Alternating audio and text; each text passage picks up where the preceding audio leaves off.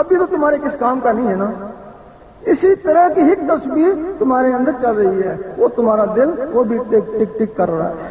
سبحان اللہ. جب اس دل کی ٹک ٹک تو پھر وہ جو نور بنتا ہے وہ باہر نہیں جاتا، وہ سیدھا خون میں چلا جاتا ہے نا. سبحان اللہ. خون سے ہوتا ہوا پھر وہ نسوں میں چلا آتا ہے، نسوں سے ہوتا ہوا پھر وہ نور ان روحوں تک پہنچ جاتا ہے جو تمہارے اندر ہیں. پھر وہ روحیں بیدار ہو کے وہ اللہ اللہ کرنا شروع کر دیتے ہیں. پھر وہ سوتے رہو گے اللہ اللہ ہوتی رہے گی، قبر میں چلا گئے وہاں بھی اللہ اللہ ہو رہی ہے، اور یوم محشر تک اللہ اللہ ہوتی رہے گی. جب وہ نور روحوں تک پہنچتا ہے پھر ایک سے دوسری تیسری باری باری ساری روحیں اللہ اللہ کرنا شروع کر دیتی ہیں. پھر یہی مسجد، یہی کعبہ، یہی گلے گلزار جنت. نعرہ تکبیر، نعرہ رسالت، نعرہ حیدری، نعرہ سرفراز. جب نس نس میں وہ نور جاتا ہے تو وہ جو نفس شیطان ہے وہ ناح میں بیٹھا ہوا ہے، وہ نور اس کو گھیر لیتا ہے. وہ نور کی گرمی سے، نور کی زیادتی سے وہ نفس وہ بھی پاک ہونا شروع ہو جاتا ہے. تو جب وہ پاک ہو جاتا ہے تو پھر وہ انسان مکمل ہی پاک ہو جاتا ہے.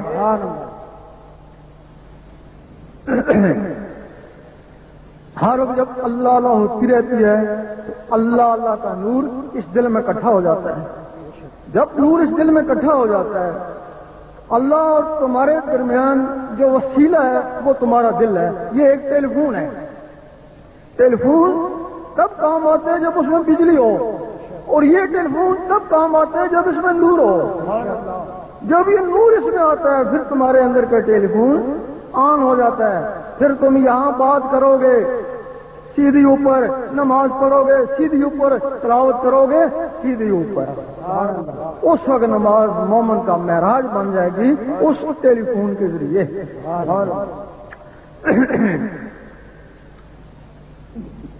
سورۃ حجرات میں اعراب نے کہا ہم ایمان لے آئے. اللہ تعالیٰ نے فرمایا نہیں، ان کو کہو صرف اسلام لائے. مومن تب بنو گے جب نور تمہارے دل میں اترے گا. اب جب تمہارے دل میں نور آیا تو تم مومن ہو گئے. جب یہ نور دل میں اکٹھا ہو گیا، جس طرح مقناطیس ہے لوہے سے نسبت ہے، چھوٹی چھوٹی سوئیاں پھینکو ان کو کھینچ لیتا ہے، اسی طرح جب اس دل میں نور آتا ہے پھر نماز پڑھتے ہیں تو اس کا نور اندر، پھر قرآن پڑھتے ہیں پھر اس کا بھی نور اندر. قرآن مجید میں کہیں نہیں لکھا ہے کہ تو نماز پڑھ، یہی لکھا ہوا ہے کہ تو نماز قائم کر. بس تو نماز پڑھتا ہے، جب تو نماز پڑھتا ہے اپنے آپ کو مومن سمجھتا ہے نا، جب نماز چھوڑ کے چلا جاتا ہے پھر وہی ہیرا پھیری. جب تیرا دل منور ہو جائے گا پھر نماز تیرے اندر جائے گی نا، پھر تو نماز پڑھنے کی حالت بھی مومن، سوتا ہے تب بھی مومن، کاروبار میں بھی مومن ہے نا. جب ہر وقت اللہ اللہ ہوگی، اب تیرے دل میں بھی اللہ اور اس کے دل میں بھی اللہ، تو سارے نوری ہو گئے نا. یہ ایک نوری رشتہ قائم ہو گیا نا. جو خونی رشتے ہیں، ابھی مرتضی صاحب قتل ہوئے، بہن کے سخت مخالف تھے، بہن بھی مخالف تھی دنیاوی لحاظ سے، لیکن خونی لحاظ سے تو بہن سسکیاں لے کے روئی نا. اسی طرح جب یہ خونی رشتے آپس میں قائم ہو جاتے ہیں تو پھر وہ کبھی نہیں چاہتے کہ یہ مومن بھائی ایک دوسرے کو جانی نقصان پہنچائے. نعرہ تکبیر، نعرہ رسالت، میرا شاہی میرا شاہی، گوہر شاہی گوہر شاہی. قرآن مجید فرماتا ہے کہ ہدی للمتقین، میں ہدایت کرتا ہوں پاکوں کو. اب جب وہ اندر سے پاک ہو جاتا ہے پھر اگر وہ عالم ہے تو پھر وہ قرآن پڑھتا ہے تو قرآن اس کے اندر جاتا ہے نا. اس وقت علامہ اقبال فرماتے ہیں قاری نظر آتا ہے لیکن حقیقت میں ہے قرآن. اب جس طرح تو قرآن کی تعظیم کرتا ہے اس طرح اس کی تعظیم تیرے اوپر فرض ہے. تو قرآن کو پیڑ نہیں کرتا تو اس کو کیوں پیڑ کرتا ہے؟ اس کو عالم ربانی کہتے ہیں نا. اور انہی عالموں نے کافروں کو مسلمان بنایا ہے. اور جن عالموں نے بغیر پاک ہوئے نفس کی پاکیزگی کے بغیر قرآن کی ہدایت لینے کی کوشش کری، وہ تو گمراہ ہو گئے نا۔ وہ 72 فرقے بنانے کے ذمہ دار وہی ہے۔ اب اس عالم ربانی کے اندر قرآن گیا، اب وہ بھی عالم ہے، وہ قرآن پڑھتا رہتا ہے لیکن وہ قرآن اس کے اندر نہیں اترتا۔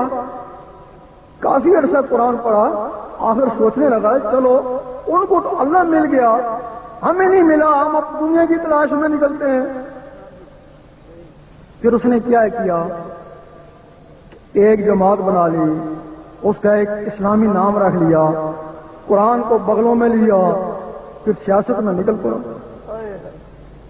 اس کے لیے پھر بلے شاہ نے فرمایا کھا کے سارا مکر گئے جنہاں دے بغل وچ قرآن۔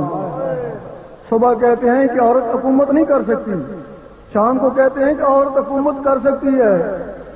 لوگوں نے پوچھا مولوی صاحب یہ دو باتیں کیوں؟ کہ یہی تو سیاست ہے۔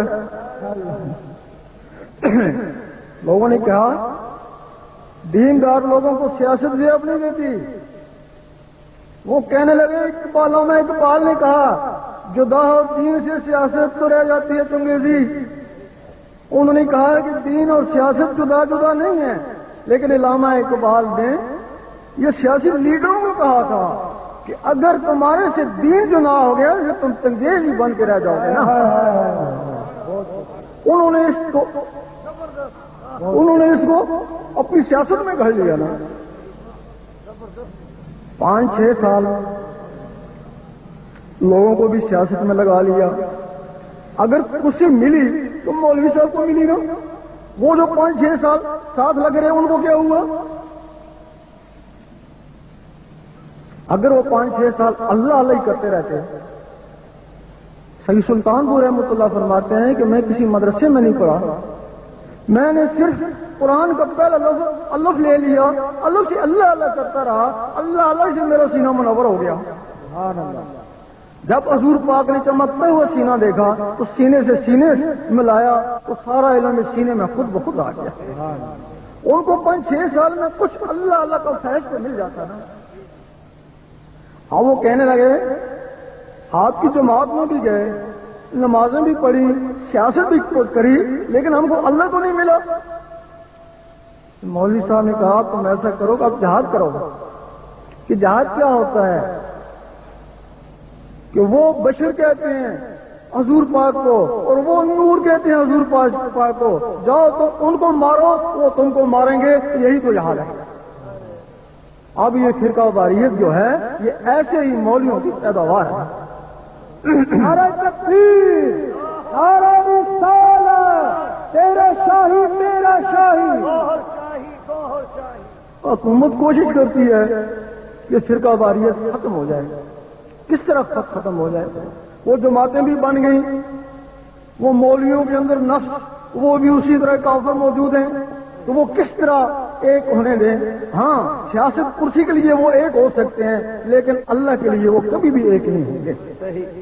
باہر سے زبانوں سے وہ ایک ہو سکتے ہیں، لیکن وہ دلوں سے کبھی بھی ایک نہیں ہوں گے۔ ان کے لیے یہی ہے کہ کوئی حضرت علی جیسا امیر المومنین آ جائے۔ انہوں نے ایسے ہی 5000 عبد الزہدوں کو قتل کرا دیا تھا، اور جو باقی بچے تھے ان کو حضرت حسن بصری کی صحبت میں بھیج دیا کہ